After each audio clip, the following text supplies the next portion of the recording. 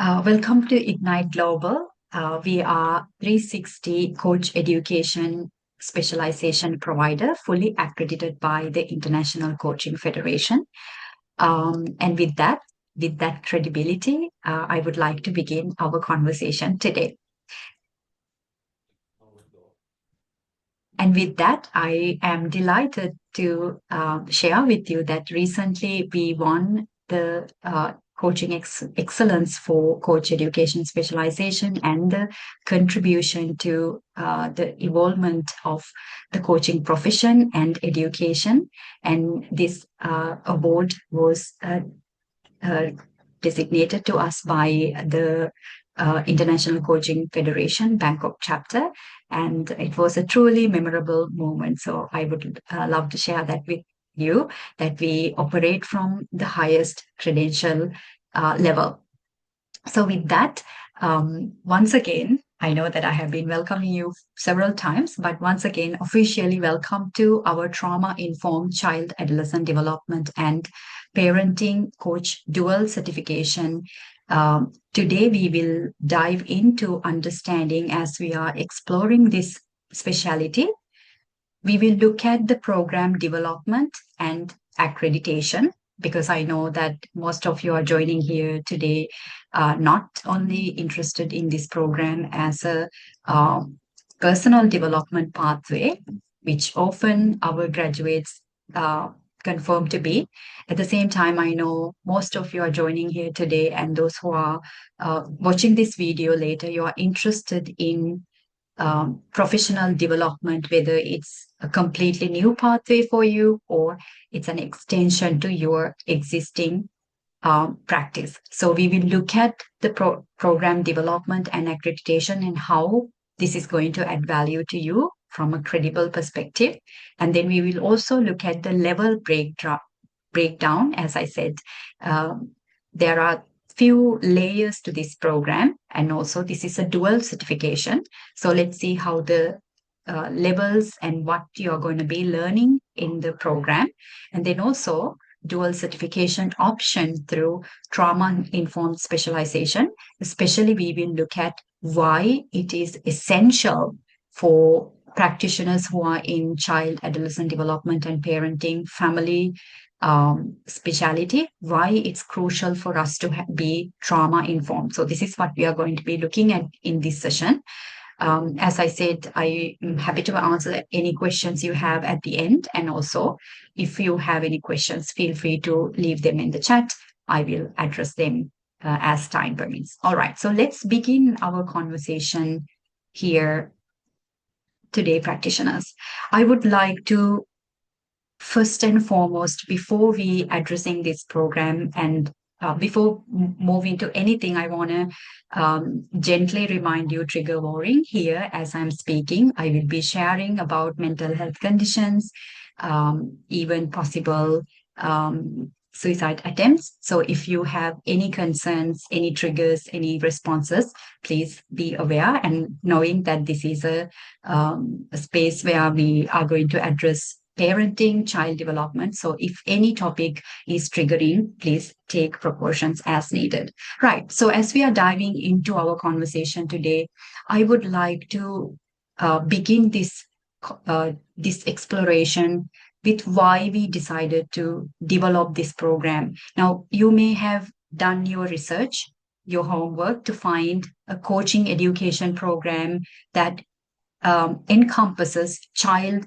adolescent development and parenting holistically.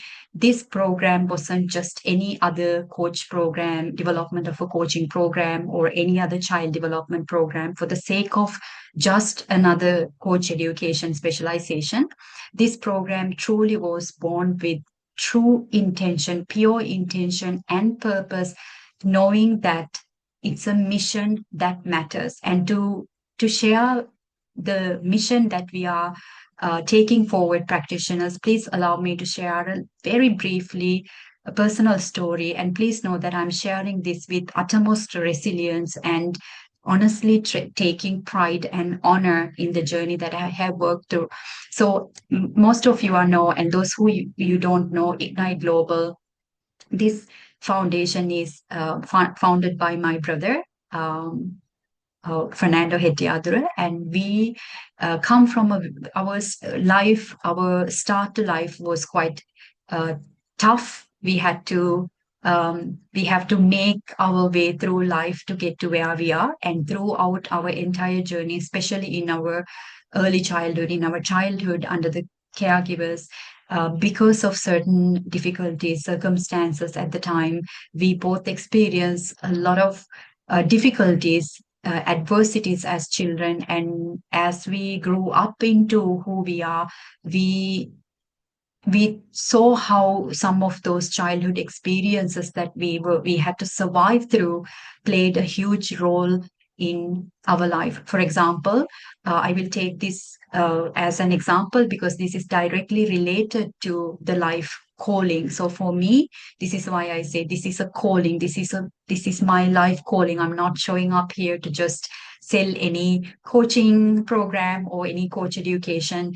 This is the purpose that we are living. The reason is, so if I look at myself as a child, especially as a student, I used to struggle so much with my studies, not because I had any neurological or developmental challenges, but because I had lots of adversities going on at home. Nobody was able to recognize, as simple as there are lots of things I can share with you, and some of you are already in our network, and we are very much uh, taking leadership in trauma-informed approach. So if you happen to be in our network, you know some of our stories that we have been sharing. So you will be able to link to what I say to some of those experiences. So as a child, my parent, especially my mom, she had certain mental health conditions as well as physical health conditions issues. So since I was a baby, throughout my entire childhood, even throughout the adulthood, my mom was constantly hospitalized, 3 4 times a week, sometimes month, 3 4 times a month sometimes. So because of that, as a child, I developed severe separation anxiety. And due to these constant separations and attachment wounds and constant adversities that's happening in my environment, I found it extremely difficult to focus at school. So homework was difficult, paying attention to educators was difficult. I couldn't make friends, I couldn't stay friends, I couldn't participate in group activities. There were a lot of challenges that we commonly observe in children, and I now when I look back at them, I see myself struggling every single day because I was a child and I didn't know I was struggling. I did not know how to say it. So I internalized the belief that I'm a failure. I'm not good enough. In order for me to earn love, I have to be better. I was compared to many people, my siblings, my friends around me, rather than actually receiving the support. And I'm not saying this in any blaming anyone or anything. At the time, my educators, my parents only had so much education, awareness, knowledge, so they did the best they could. But for a development of a child, it wasn't enough. So as a result, with this lack of developmental needs, support, I was my first attempt to commit suicide was at the age of 16. I felt chronically lonely as a young woman. Becoming a young woman, I did not know what was going on within me. I couldn't understand what it was, and the only option I saw was taking my own life. So this is when, of course, luckily, it wasn't successful, and so I was clinically diagnosed with clinical depression at the age of 16. And you can imagine the rest of my life, I had to work on very deliberately, intentionally on my childhood trauma in order to get to where I am today. However, as I said, I'm sharing this story with uttermost resilience because of the journey I walked through. I realized that there are so many children like me struggling just because they don't know how to say that they are struggling. They are screaming for help. I remember the time that I screamed for help through behavior, through miscommunication, sometimes through isolation, sometimes through rebellion, but no one was able to take a step back and really understand what was going on. I was seen as someone problematic, someone strong willed, rather than really seeing why this child is behaving the way she does. So, this is where my passion for education came from. And so I followed traditional education method. I finished school. Then my university time, I studied early childhood education, and into to education further. And I realized very soon that this is not what I was looking for. At the same time, I didn't really know what the transformation I was looking to create. And this is when I was introduced to Montessori education, which is a powerful methodology that keeps the child as the center. In traditional education, we look at the system and we see how we fit the child into the existing system. In, for example, very forward thinking educational methodologies like Montessori philosophy promotes, we take the child and we look at the system and we ask ourselves question, how can we create a system that fits the child rather than other way around? And that felt like, it's like my soul and my body just fit together, and I felt so right with that. And then I continue to pursue my education, um, becoming a child and parenting and child development specialist, because I wanted to go deeper into it. And this is when practitioners, several years ago, I was introduced to coaching as a science, as a professional development, and it changed my life. It changed my myself internally, as well as I saw the transformation that it created in people's life. And as a parenting and child development specialist, my role is more like a consultant, advising, recognizing developmental needs and certain difficulties in children, and addressing to them, and then working with parents. It's very advice giving, consulting, providing, suggesting kind of job. And then when I understood coaching, how it just exactly like Montessori philosophy has the adult, has the client in the center, and create a transformation around the environment, we realize that these this is such a powerful framework that can be applied to many aspects and enhance the transformation that it can create. So this is when we started a study several years ago, over 5 years ago. We started a study understanding, combining powerful child development models and educational frameworks with coaching modality, ICF professional coaching modality. By combining these two, how can we create maximum impact in parenting, child development, and education as a whole, as an ecosystem, rather than just operating at a surface level? So, this is what I mentioned at the beginning, that this is not just any other coaching program. This is a mission. Practitioners, anyone who joined this program, not join just a coaching program, they join a mission. So many of our uh, potential practitioners, aspiring practitioners who interested in this profession ask, who is interested? Who is this profession for? Right? So this is a question that many of them ask. One of the things I want to share with you at the very beginning of this conversation, that you will see the community that we have created is truly our wealth. The reason is that, like I mentioned to you, that it's a mission, and the individuals who join this program is not just anyone. They are individuals who has that very same, they share the same passion. They know that working with a child is not just, it doesn't end there. It's a transformational, generational transformation that occur. So those who come to this program, join this network, individuals who think development from a broader and higher vision, with a vision, longer vision rather than just narrative focus. So those who join this profession include professionals like clinical child psychologists and therapists. Right now we have in the program. The reason is, like I said, when you operate at that level, your role is more like fixing, giving advice, and using certain modalities.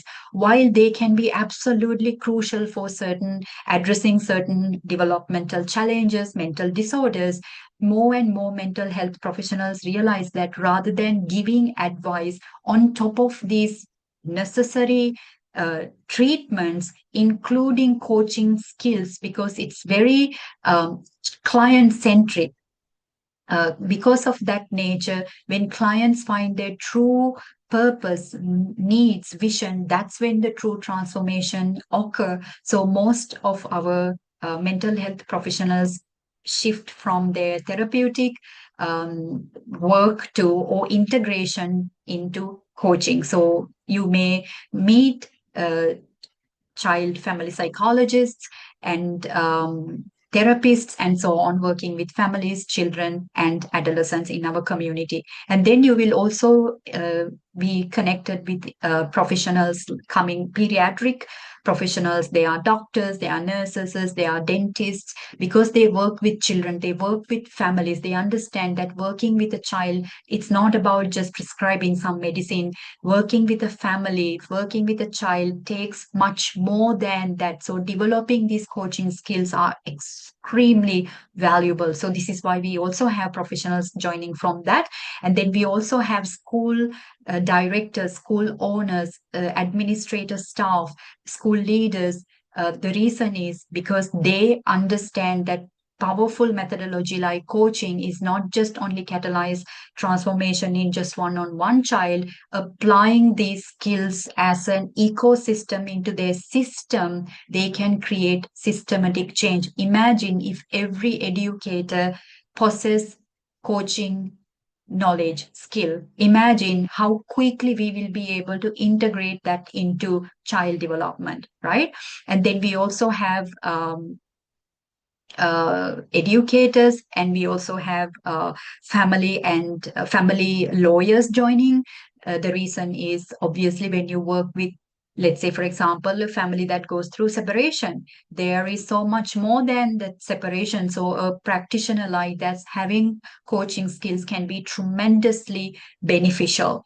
And then we also have educators joining our program from around the globe, because they themselves are the leaders, they are the frontliners, they work directly with children. So they are able to bring that coaching knowledge firsthand, becoming pioneers, leaders in creating that direct transformation in their students' lives. And then we also have interesting professionals joining from completely different backgrounds, like corporate world, and marketing, finance. They realize that I have followed this profession for this many time period of my life, and now I want to do something that my heart calls. So they completely create a career transformation, going from that corporate world role to becoming more emotionally attuned role as a child development and family development coach. So these are the individuals who are at the moment currently in our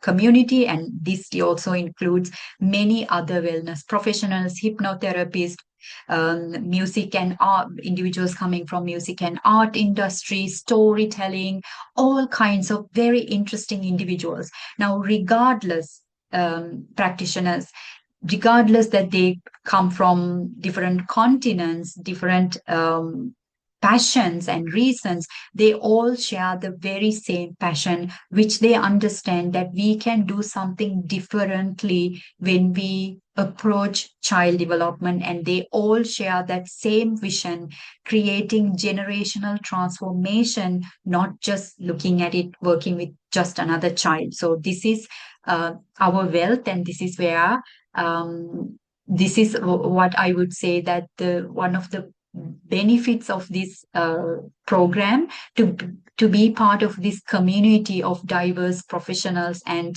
truly soulful human beings. Now, coming back to our, as I mentioned, let's look at now you understand the program development, why, where this come from. Now let's look at the ICF accreditation and the credibility, right? Because this is not just only emotionally driven, something beautiful, it also has to have professional value, right? And this is why when we designed the program combining different developmental aspects, we wanted to accredit with the world's highest and the leading accreditation, which is the most prestigious accreditation authority in the world right now, is International Coaching Federation. And if you, I'm sure that most of you are here, you are you know International Coaching Federation. If you don't know, feel free to reach out, and if you just research on the internet, you will find information about the International Coaching Federation. So our program, Child Adolescent Development and Parenting Coaching certification, is accredited as level 2, making it eligible for coaches who are applying for their professional certified coach PCC credential. So this is a full program accredited as 125 and above approved coach specific hours. And this program, however, can also take as a level 1 program if you're working towards your associate certified coach credential. You can just take the ACC level, which is 60 hours. And then when it's level 2, it becomes 120 hours, 25 and plus hours because of the content delivery and so on. All right. So what does it mean for us to ICF accredited? Now, this means, as I said, ICF is the most prestigious and the leading coach education authority body at the moment. And this means that when we accredit a program with their accreditation, we adhere to their ethical guidelines, very strong, strict level of ethical guidelines, their core competencies and standards. We adhere to all of these things. We go through a very thorough accreditation process that takes several, sometimes it can even take several weeks just to get the accreditation process running. And then, and we also have an audit every year to make sure that the program content, delivery, educators, facilitators, delivery methods, everything is aligned with the standards that ICF has provided. And ICF has 8 core competencies when it comes to individual coaching. Now, these are some of the these are the 8 core competencies that ICF has introduced, and this is a very well studied, research based, evidence based competency framework. However, practitioners, the limitation here is that ICF competency only address adult brain. It's developed, it's designed to work with adults. It lacks the skills and the competency and the knowledge that requires when it comes to working with children and adolescents, which we will look into in the today's presentation. So these are the 8 core competencies. There are 4 sections under section A, foundation. Competency A, demonstrate ethical practice. So we learn thoroughly what kind of ethical practices do we need to embody going beyond ICF ethical practices. We understand what are the ethical practices that we need when we work with minors, which includes even child protection protocols. In case if something shows up, how do we manage that stressful emergency situation when you work with minors? An emergency can occur, and we need to be prepared as individuals who work with minors. So our understanding is absolutely crucial. So we learn these things. And confidentiality. How do we manage confidentiality, agreement processing, all of that. And then embodiment of coaching mindset.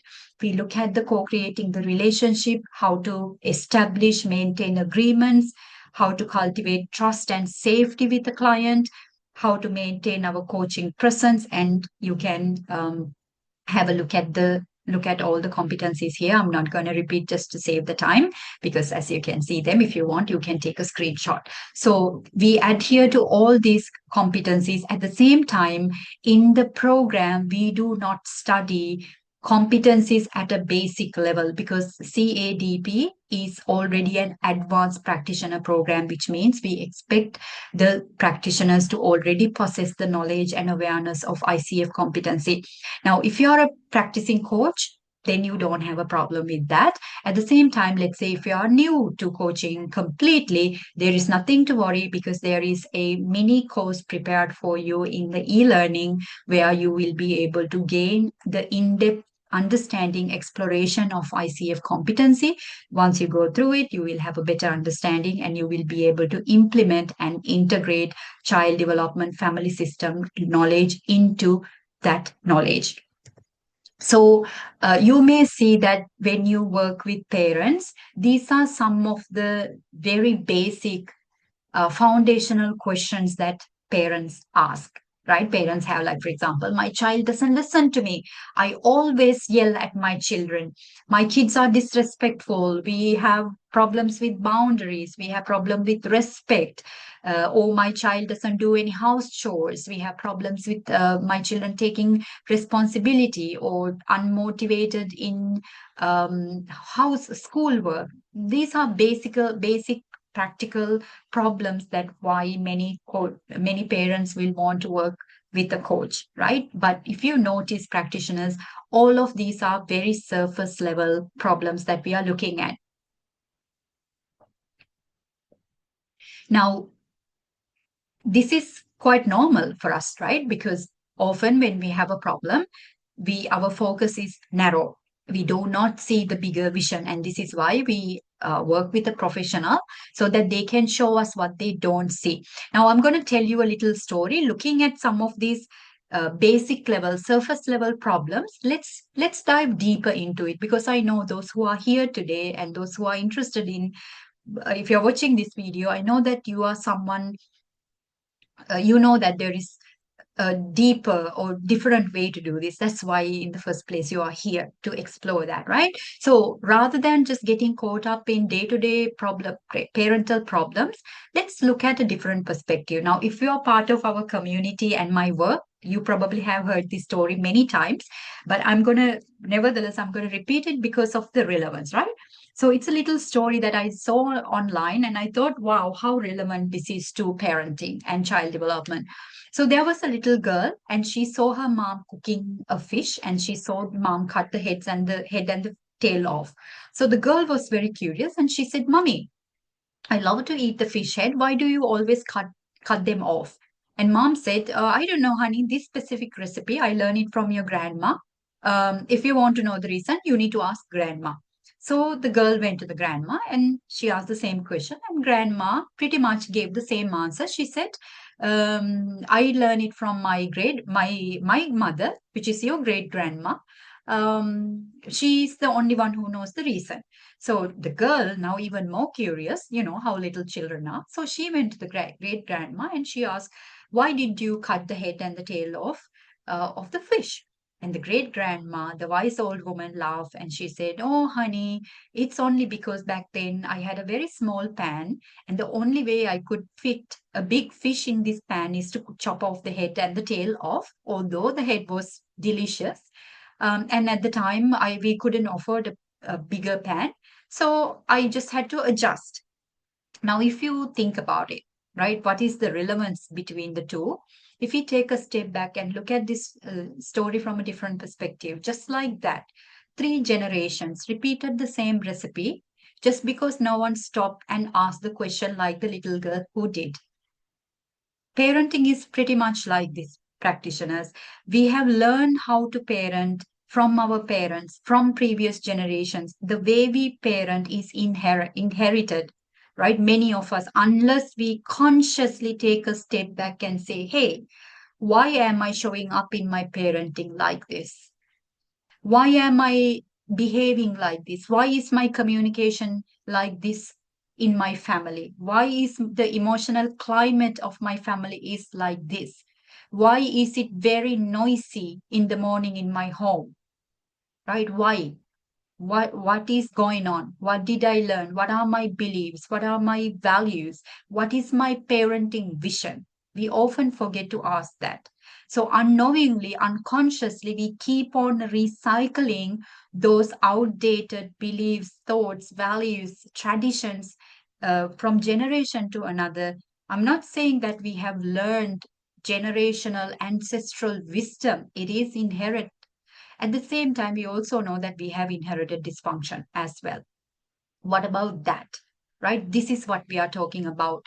So, just like that, when I talk about the parenting vision, you know that there's two images that you're looking at. Let's say one is the doctor here is the neurosurgeon, and the other one is a pilot and a co-pilot. Now, you know, these individuals didn't just wake up one morning and thought, oh, today I'm going to become a neurosurgeon. I'm going to be a pilot today. They didn't do that. They had to study day and night and practice and develop skills and face challenges, fail and probably receive feedback, cry and sweat, blood and tears sometimes get them to these professions. They sacrifice so much developing themselves, equipping themselves to get to this position. Why?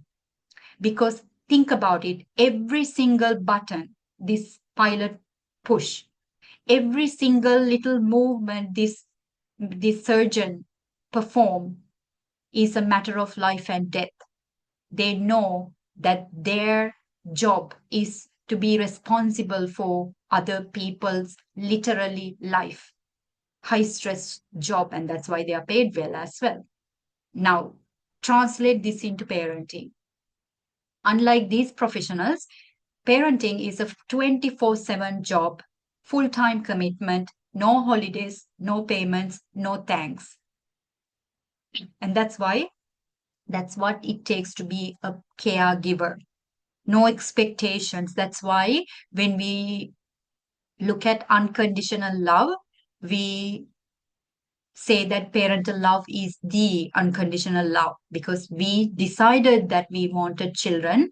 We committed knowing that during the stages where the child's brain is going through literal neurological development, they are under our care. So just like this pilot and this neurosurgeon, every movement we perform, regardless whether we are a parent or an educator, anyone who interact with a child's life, we create life lasting imprints in their development. And this is why we need to be equipped, not just only as a practitioner, as a parent too. Do I have the skills to be a parent? Do I have the education, knowledge to be a parent? And so on. And very often I have seen that when we work with individuals, work with parents, children, families, I see very often coaches get caught up just only working with the child or just only working with the coach, not realizing that how can we ever work with a child who doesn't have any autonomy at all? They are they are minor. Their survival depend on a caregiver, an adult. So without an adult involvement in that child's life, how can we ever create true transformation?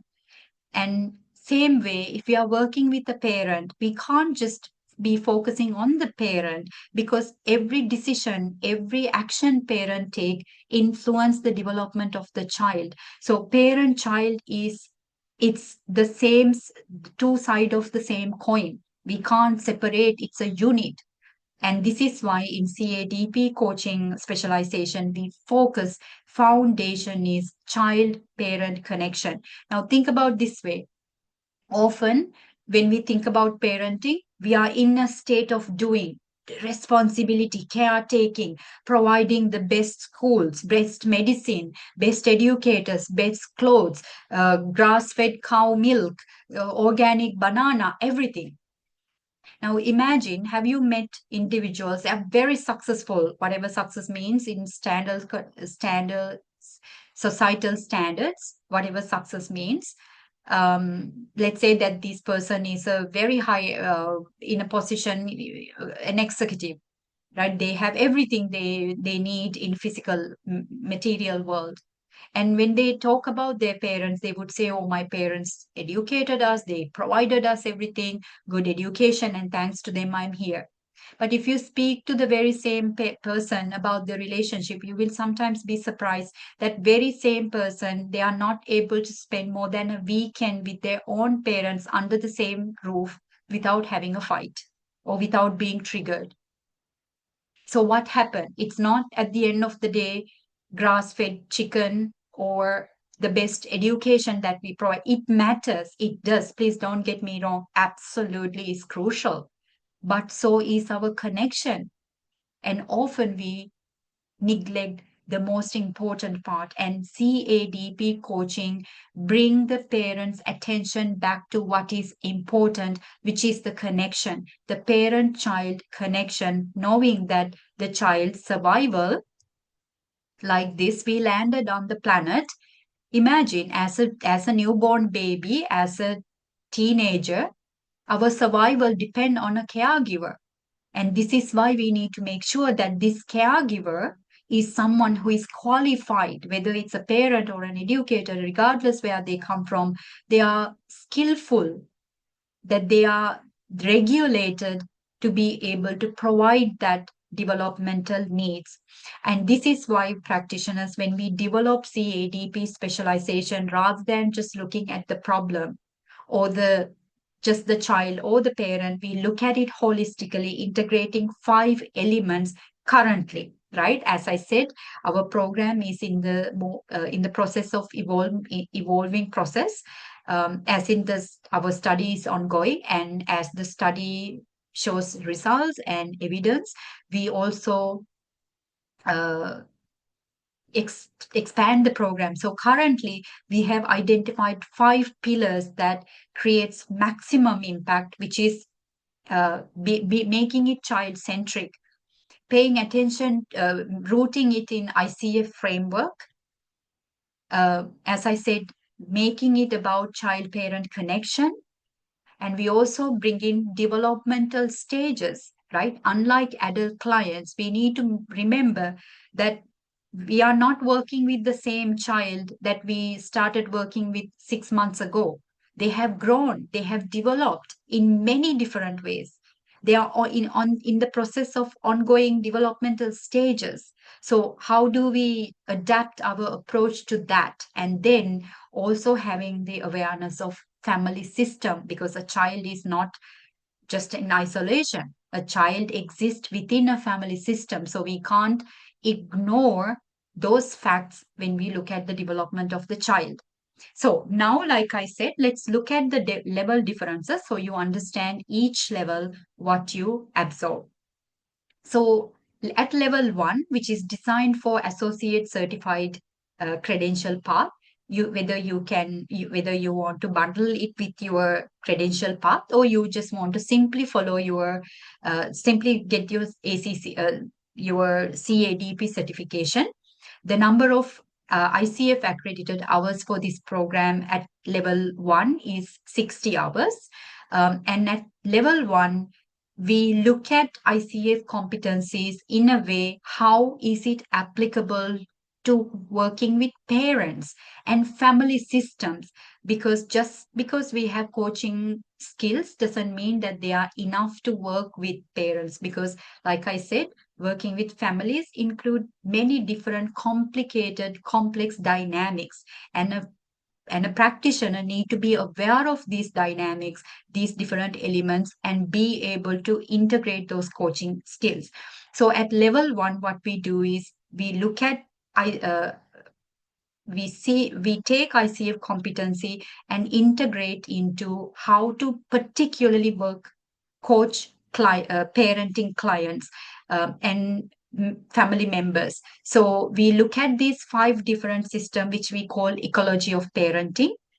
And I'm not going to describe what this is, each system practitioners, because it will take a lot of time. And if you are interested to learn more about it, reach out to me. We have a lot of content that I'm happy to share with you. Or even if you just simply look at our content library, you will be able to find a lot of content for ecology of parenting. The reason is our program at level 1 is based on ecological systems theory, because at the end of the day, without understanding how these systems interplay in the way influence the child's development, there is really no parenting. So this is why we look at these systems thoroughly.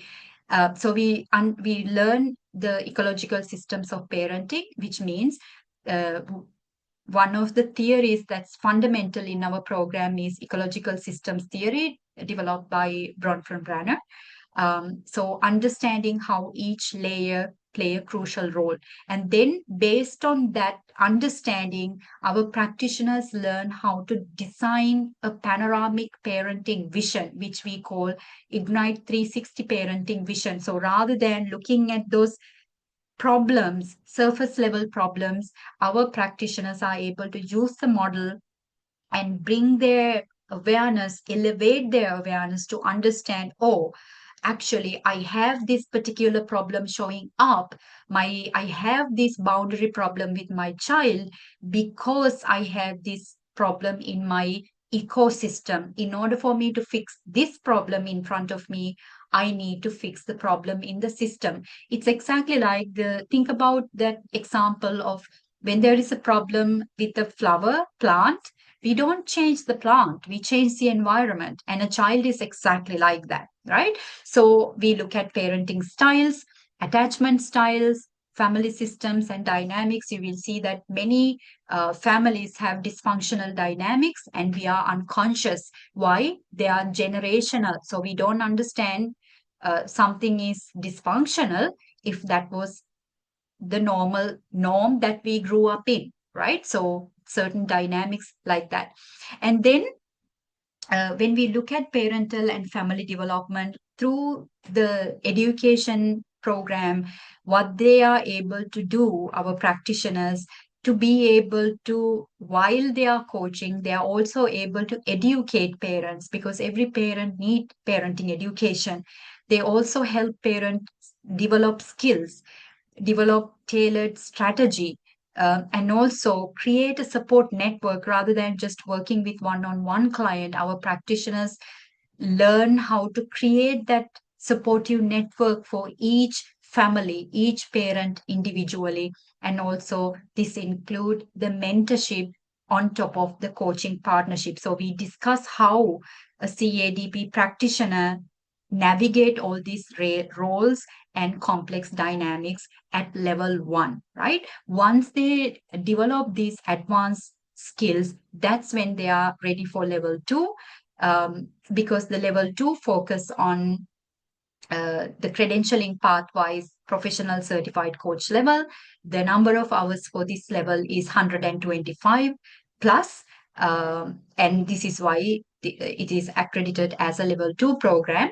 And at level 2, we thoroughly focus on coaching the child, coaching the whole child brain and adolescent.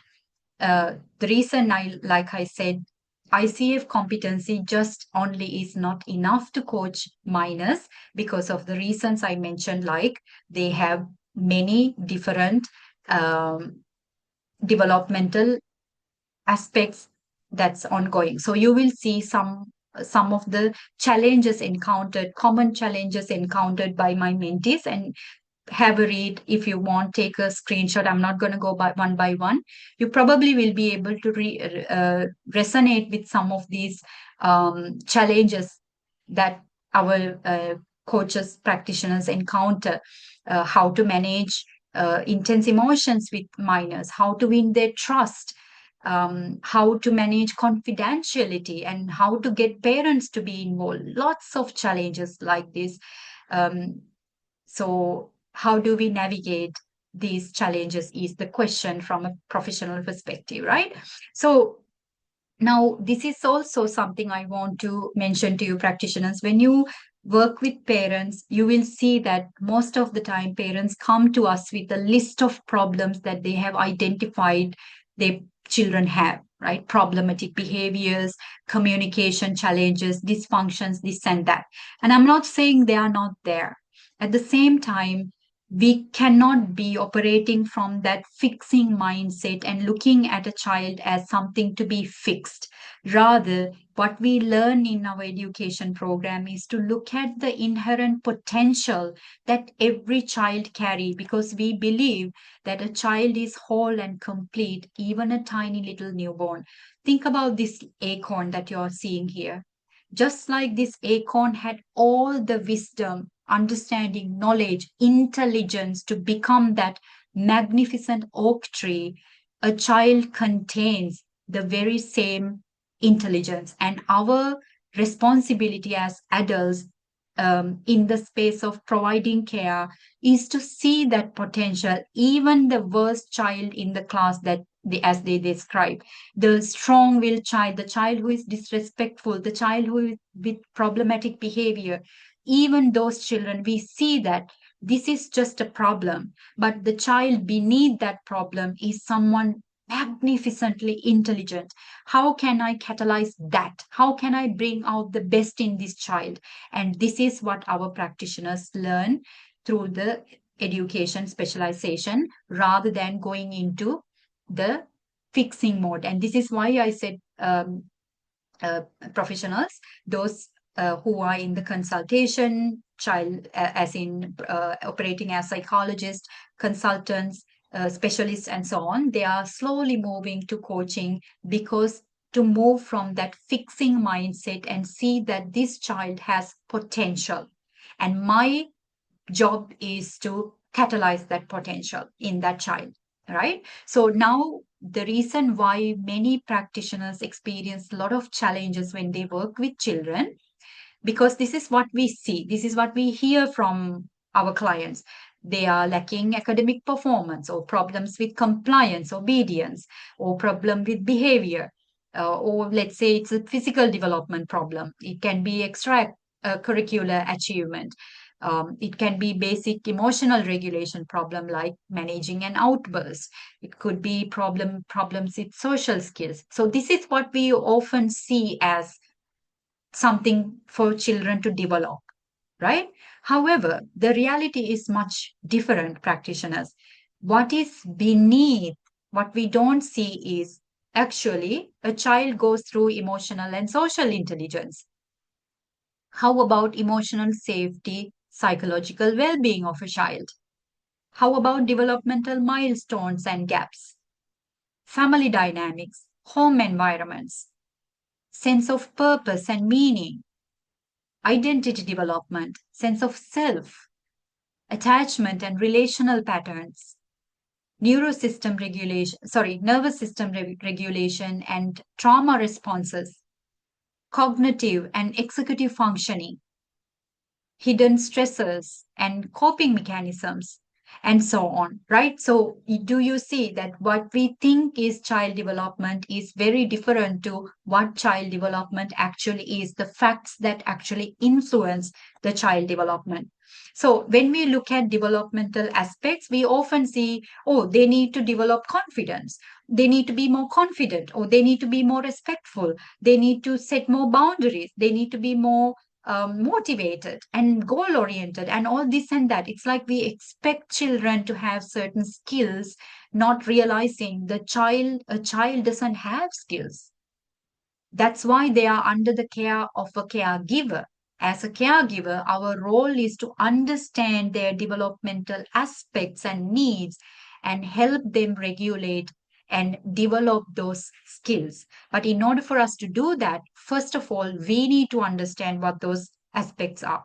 So, what are the developmental aspects of a child? Neurological development, the brain, right? Starting from the conception until we die, our brain is growing.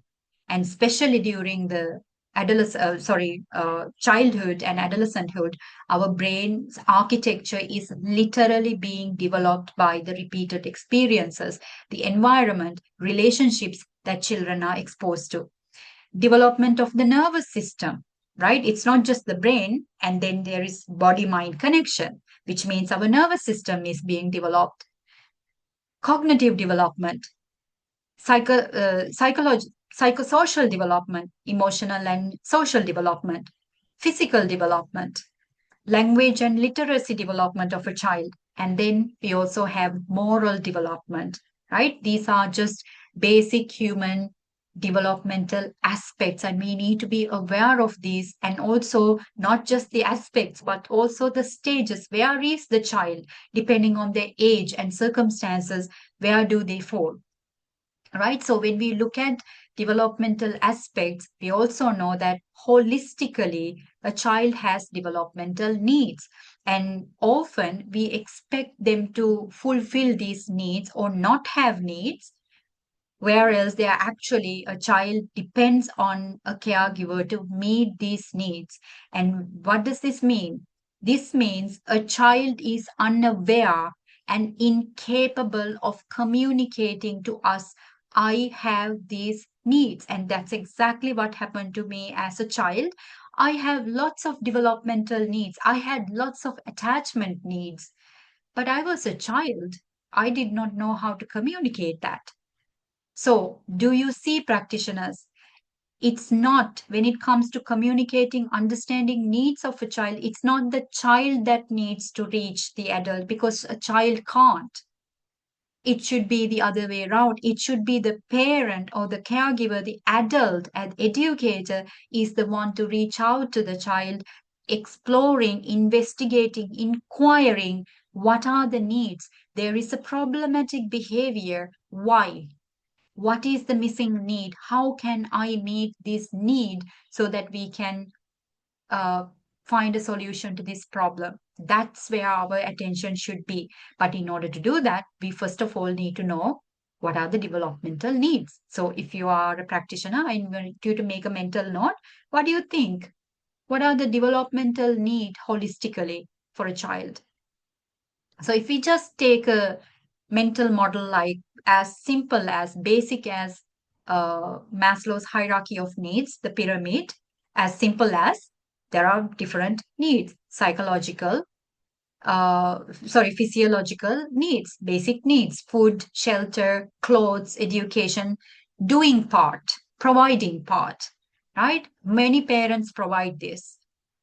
Safety needs, not just physical safety, also psychological, emotional safety, meaning do we have a secure base home, emotional climate, love and belonging, a child's psychological need, attachment needs. I need to feel belong to my parent. I need to feel belong to my family because that's my first community. Esteem needs. I need to feel like I'm someone who is worthy, someone capable, someone who is my parents proud of, right? And then self actualization needs, fulfillment, to be able to get something done, to be able uh, to embody uh, certain aspects, right? All of these needs need to be met, and a supportive adult need to help a child to develop these needs, right? So now so this is what practitioners at level 2 you will be diving deeper into understanding. So for example, if we are looking at some theories that we will be learning, we will be studying attachment theory at a foundational level as the base of the program, attachment theory. We will be looking into Piaget's cognitive developmental theory, the stages that children go through cognitively, and then also Erickson's psychosocial developmental theory. These are three main basic, only just three theories that we will be looking at. There are so many other theories that we're looking at, and also we integrate Montessori philosophy, 14 principles of Montessori philosophy into this coaching framework in a way that it really it sparks the desire of the child for curiosity, for learning. We create a learning environment where there is freedom within limits, where a child is allowed to explore. So this requires specialized tools, skills, techniques, age appropriate communication skills. So these are what practitioners learn through this second level of the program. And now, as I said, practitioners, once you complete your CADP program, many practitioners choose as an advanced specialization our trauma-informed coaching specialization. Now, let's address why it is crucial rather than optional to be trauma informed for anyone who work with children, adolescents, families, and parents, right? This doesn't necessarily have to be a coach. This can be an educator, just literally anyone who works with children, parents, adults, and families. Um, you heard the story I shared, the girl and the fish story, how we learn to parent from generation to generation. This means we also, as much as we inherited ancestral knowledge, wisdom, we also inherited dysfunction and trauma at a genetic level. That's undeniable. Research shows this, practitioners. This is not something that I just say out of my on top of my mind head. These are research based facts that we can we relive trauma through genetics, right? So when we look at what is happening in the world, um, according to Shaping Us, a campaign led by Princess of Wales was launched at the Royal Foundation for Early Childhood.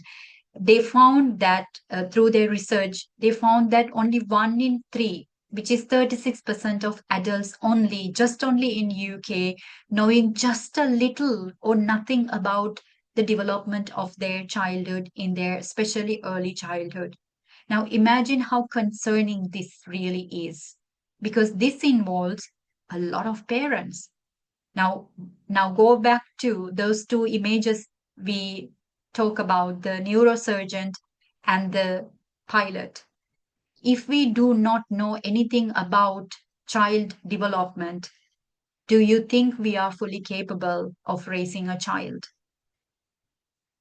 That's a question I would like to leave to all of you. There is no right or wrong answer, but it brings our attention to the importance of understanding why this is crucial. Now, as I said, I have been working as an educator, as a child development specialist throughout my life. It's almost been now over decades now in my profession, and I have seen children fight invisible battles that we have no clue of. They have unrealistic high expectations, neglect, unhealthy family environments some of these children come from, performance pressure, sometimes peer interactions. You can imagine in the world today with all the social media and the advancement of the technology, you can imagine the pressure. And on top of that, labels that we give children. We carry these labels for the rest of our life, and misunderstandings, and also tremendous amount of percentage of children, significant percentage of children at the current moment, especially after COVID-19, struggle with mental health issues that we have no clue of. And they show up as problematic behavior, characteristic problems. But this is what I meant. Problem is not the child. Problem is the environment, somewhere in the environment. And that's what we need to transform, right? Especially when we look at concerns like gender, sexuality concerns.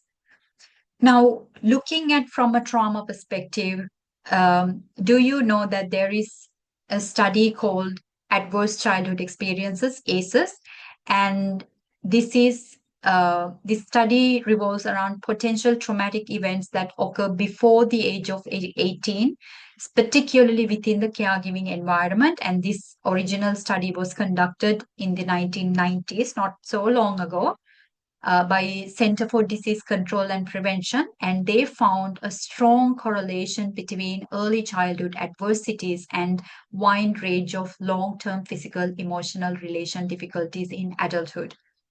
Now, if you go deeper into some of the statistics, and I actually invite you to do your research and find out, there are 10 questions, and it can be eye-opening to see where you land in that categories. So, for example, over 60% of adults worldwide reporting experience at least one ACEs, and emotional abuse is the most commonly reported ACEs, 37.0, followed by parental separation or divorce and household substance abuse. These are sometimes just normalized in our day-to-day life. This is what I said, practitioners. Most of us are born into dysfunctional families. Just like the fish doesn't realize that it's wet, we also don't realize that we have been swimming in dysfunction. And only when we come out of it, we realize, oh, all this time I normalized abuse, I normalized dysfunction because that's what generations of my family members used to live. And now what I'm doing is exactly the same.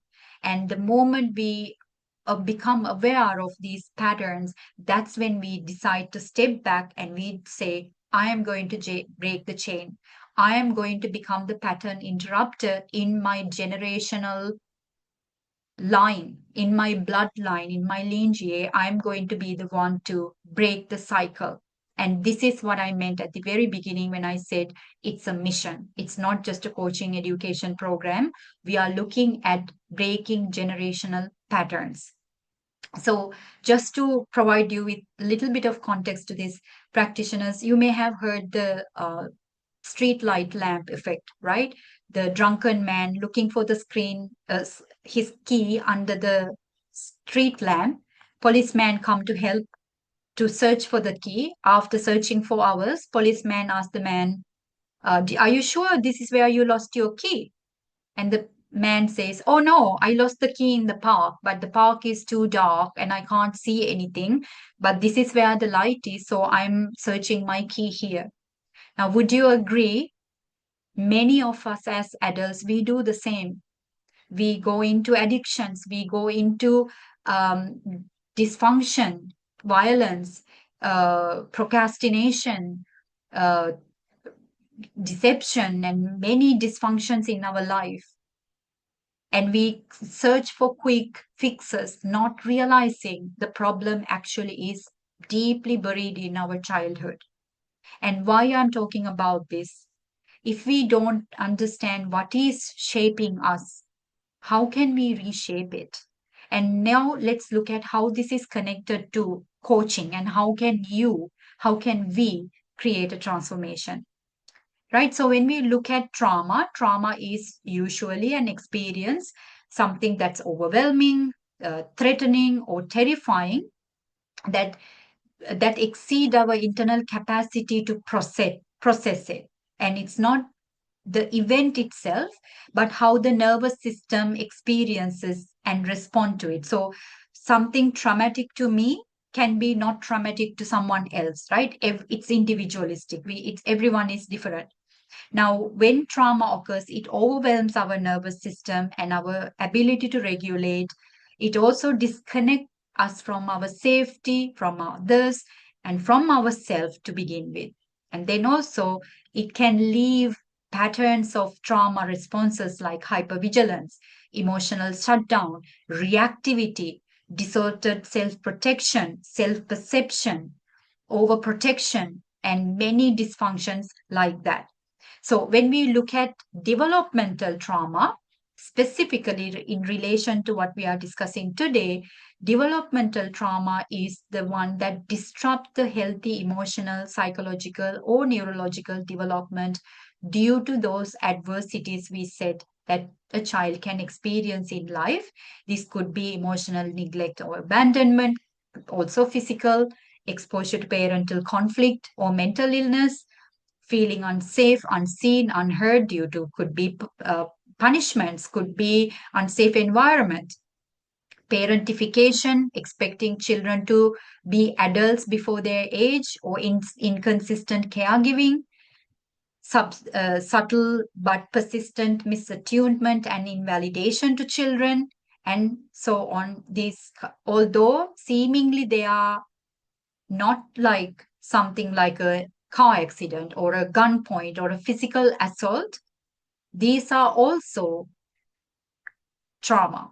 And we often are unaware that sometimes being born into a dysfunctional family dynamics means that we are being constantly traumatized every single day. Now, what trauma awareness, why trauma is, sorry, it's a typo here, why trauma awareness is crucial in CADP coaching. Let's look at related reasons. Let's say you only decide to go with level 1 and you only want to work with parents. Fine.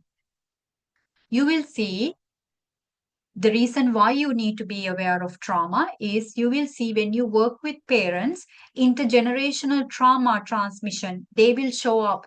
Certain parental behavior, parenting styles, for example, authoritarian parenting style, very rigid, very one dimension way of parenting, very punctuative and high expectations, and there is no love and warmth with the child, right? You may see that these kind of patterns being passed down, or certain way that we believed how children should be. For example, children should be only seen, not heard, right? You will see some of those beliefs that show up in parents through intergenerations. And then you will also see parenting stress and dysregulation. For example, a parent could be highly reactive or they are dysregulated, and you could see as a general coach, you will be able to address the problem. But when you are aware of trauma, through the trauma-informed program, you understand, through the education specialization, you learn how to identify trauma responses in individuals. And then we also teach a specific structure how to tap into trauma, because in coaching that we do not address the client's past, but when we bringing these advanced specializations into coaching families, complex situations, we need to tap into some of those past experiences in a way, not diagnosing, not prescribing any medicine, not therapizing the client, but looking at past in relation to what is happening today. And this is the framework that Fernando, my brother, who is the founder, who is a psychotherapist, also the creator of the world's first ever trauma-informed psychedelic integration coach practitioner program, world's first ever ICF as well. And he delivers this program as a separate specialization where thoroughly you even understand have the access to learn about the diagnostic statistic manual for mental health disorders. Not that we teach that, but we discuss certain mental health disorders. We look at trauma responses and also a special structure in a way, how can we take a coaching approach rather than operating as a therapist. So because of this knowledge, when a client is operating at parenting stress or dysregulation, you are able to see that there is more than parenting stress. Let's really see what is going on here. And then you will also see attachment awareness. You may see that parents' attachment style with their child is disrupted because their own parenting, their own attachment style is insecure, right? Sensitive to triggers. You will see that very reactive sometimes parents, they are often yelling and punctuative. Why is that? Reframing discipline, something that they may have learned through generation, very strict, rigid discipline methods, structures. So when they talk to you about that, if you're trauma informed, you will be able to see, this might be coming from certain traumatic experience in their own childhood. For example, a parent is not capable of setting boundaries, healthy boundaries with a child. Why is that? A parent is not able to say no to a child. Why is that? A parent's first reaction is yelling or physical punishment.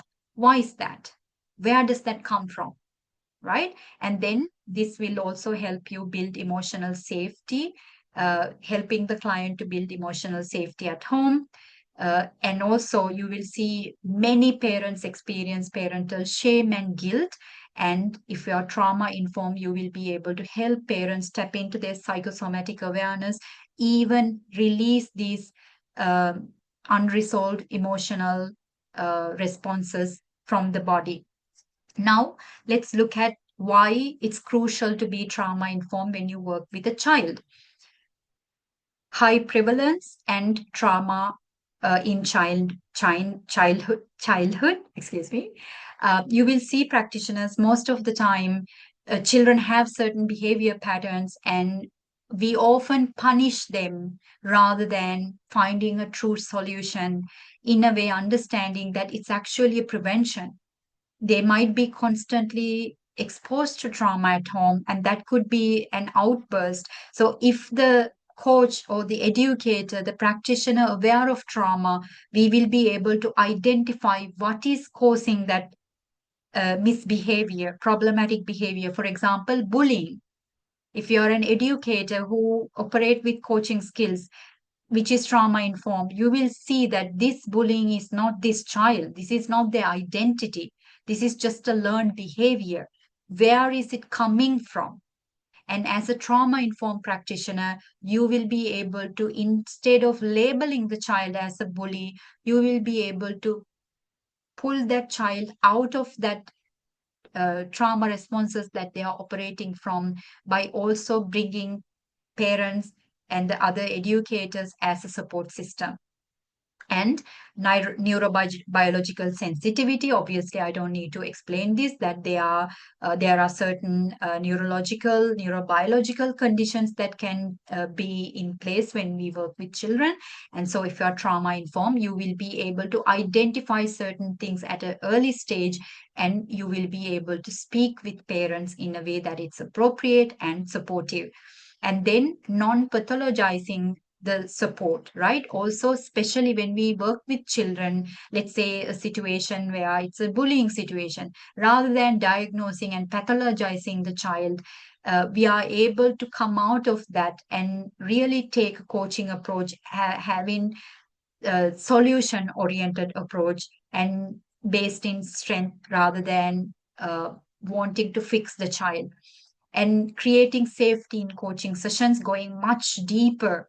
If a child experience, let's say, attachment issues at home, maybe they are experiencing separation anxiety at home because their parents are unavailable because they have to work two jobs, or they are frequently traveling.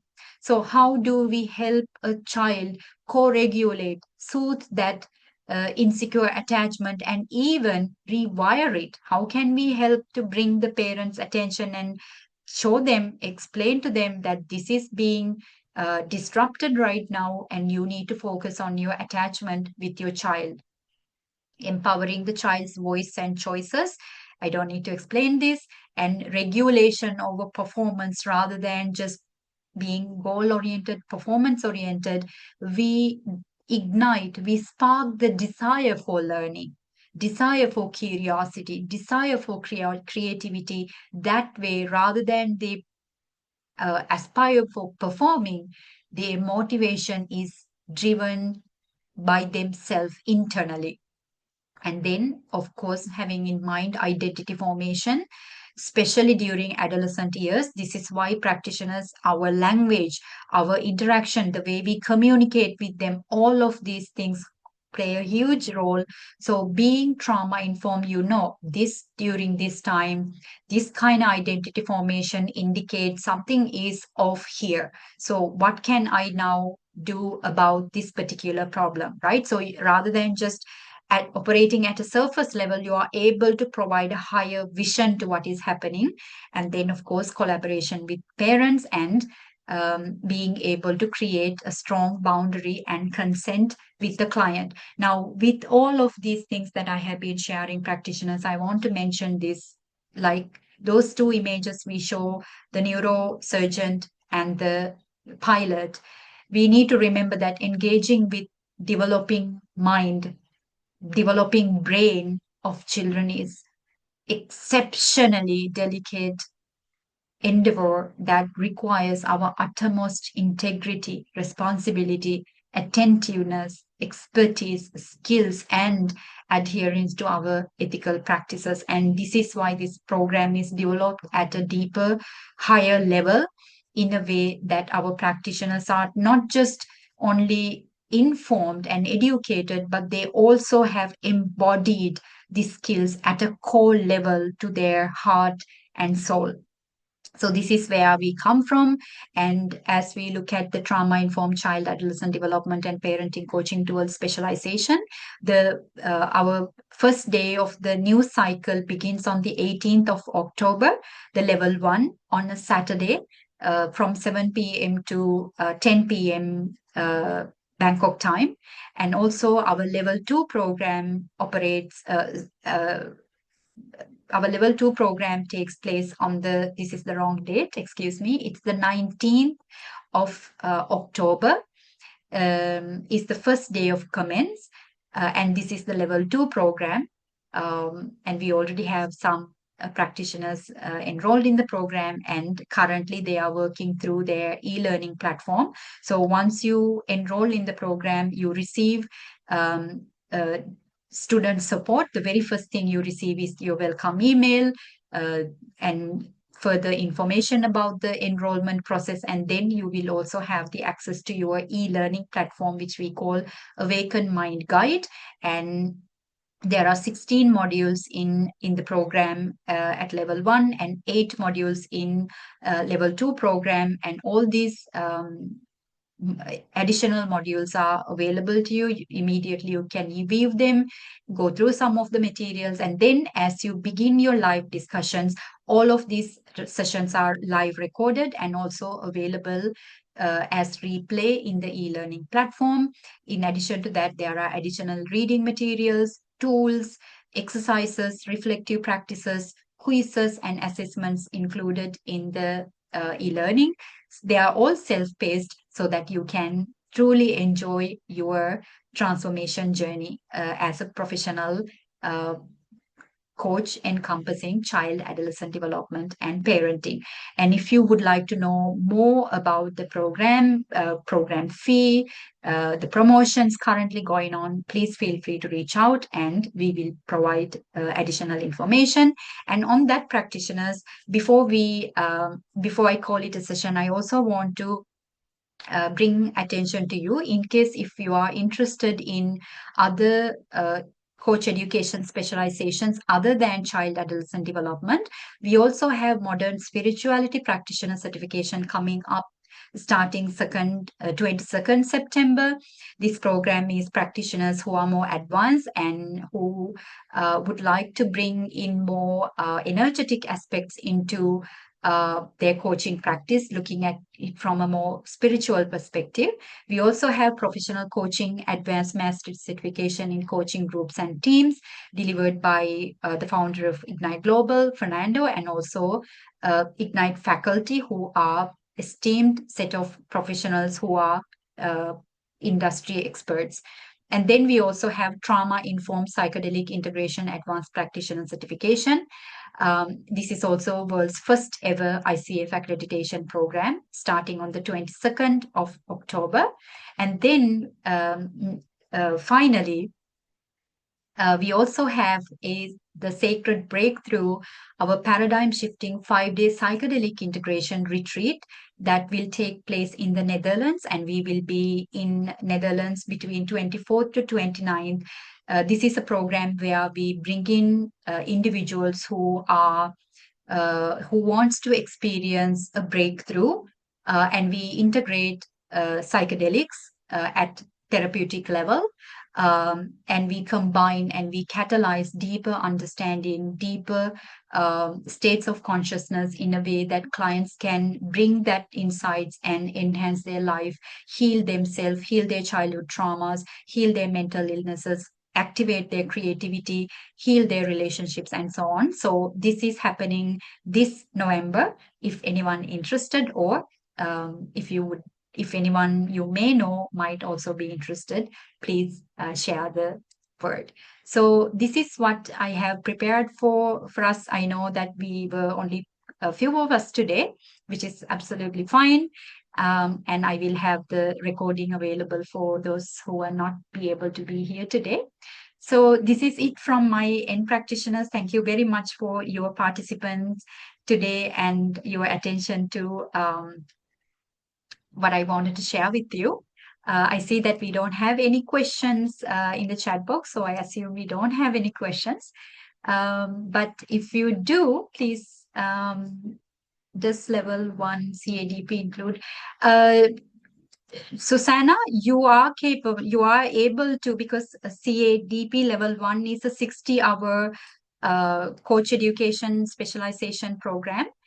You are able to skip the level 2 part and go through level 1 CADP and directly combine it with trauma-informed program. Also, if you want, if you do not wish to pursue, take the level 2 part, that's also a possibility.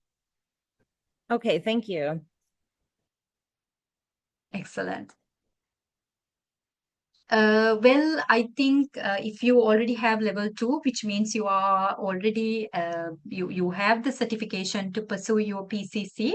So in that case, this is going to be an addition, an extension to your professional development, but it will not provide you any value in a sense that it will contribute to your PCC journey, because you already have level 2. But this will be more like this will makes you a specialist. Yeah.